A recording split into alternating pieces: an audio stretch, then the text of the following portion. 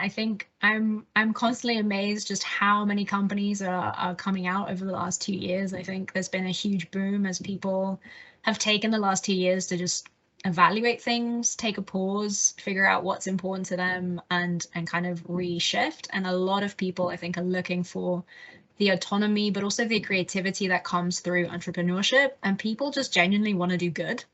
And so this impact entrepreneurship is really booming. I mean, for a long time, I felt almost uncomfortable at the notion. I was like, impact entrepreneur, like, what does that even mean? And you know, how do you identify as that?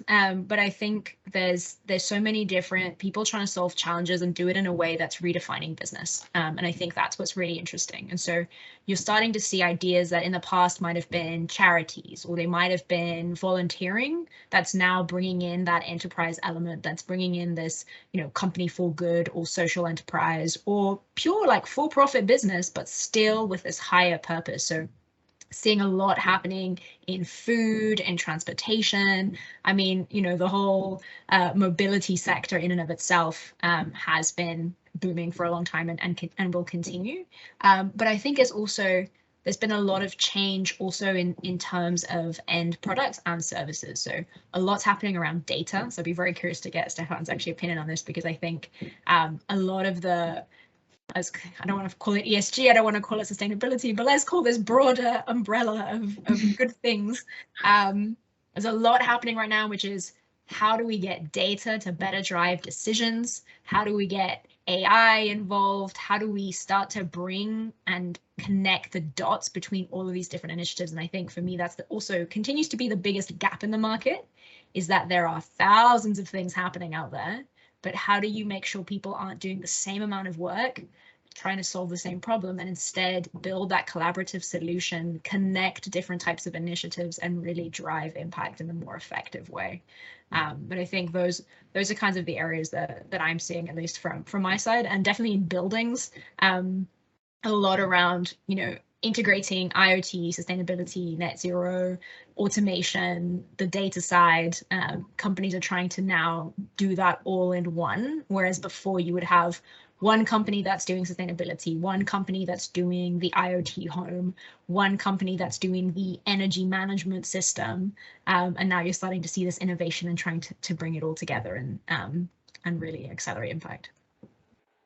Right, thank you. That brings up such a great question of how to make it all happen together, which is sometimes a different way from what we think of entrepreneurship. We think of such an individualistic way of doing entrepreneurship. So the impact topics does bring up the question of, okay, how do we bring everybody together and make it happen together? So that is a great question. You mentioned wanting Stefan's opinion on this, so that gives me the leeway to Stefan.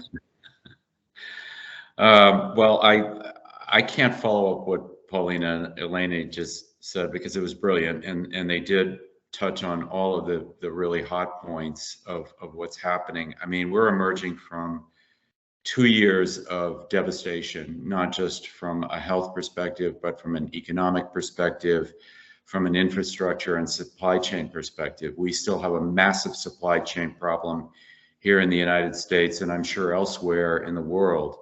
And that's not going to be solved overnight. But it does create an opportunity for impact and entrepreneurs to look at it and say, where are the hardest hit areas? Where are the areas of the world in which there's an abundance of natural resources that we can transform our operating models, our business models, and our way of life to be more sustainable, to be more impactful, but also provide a great return, you know, because we have to be mindful that investors are, at the end of the day, going to be looking for that great return.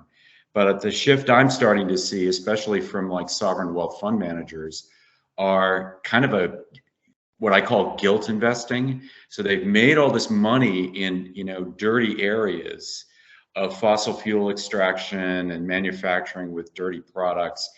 And now they're having like a guilty conscience, and they're going, well, wait a minute, I've made millions and millions and millions. And my kids and my grandkids are screaming at me that I'm the devil incarnate. I need to do something good. Before I leave this earth, I need to do something good. And so I've been seeing over the last year, people have been reaching out to me individually saying, hey, you're really tied into this industry.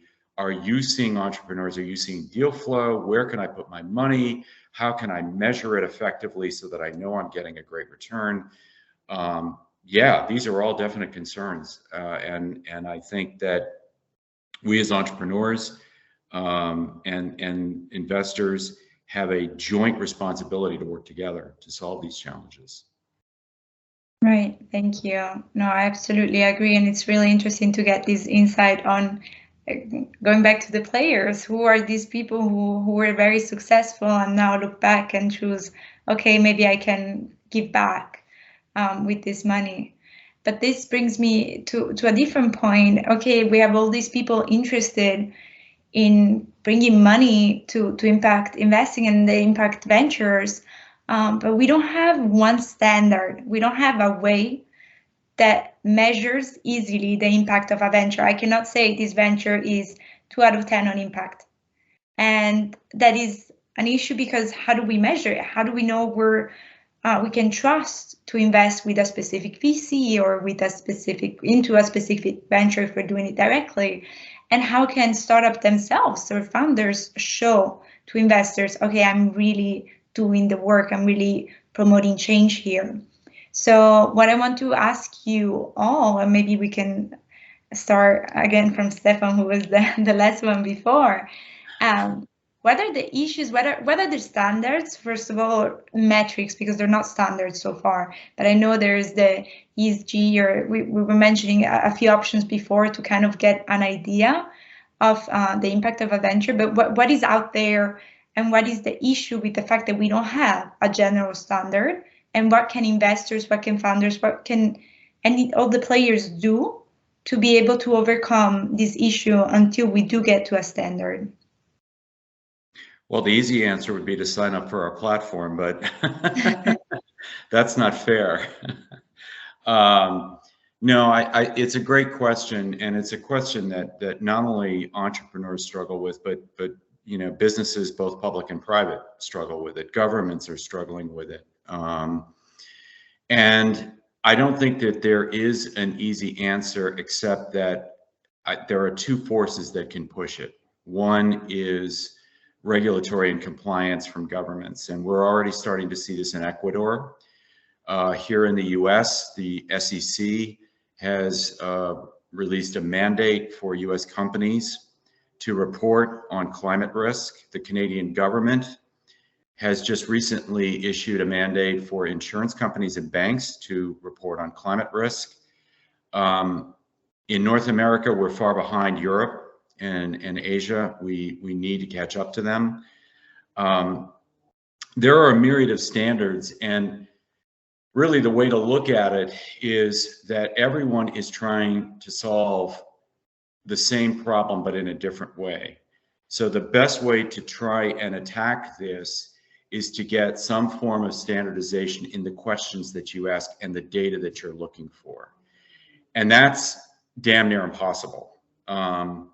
In part because you're talking about different industries, you're talking about different sizes of companies, regions of the world, access to resources, access to technology, access to capital. There are all these factors that go into it. So the approach that we take at Worldwide Generation is to meet you where you are. That's kind of our tagline, is we meet you where you are.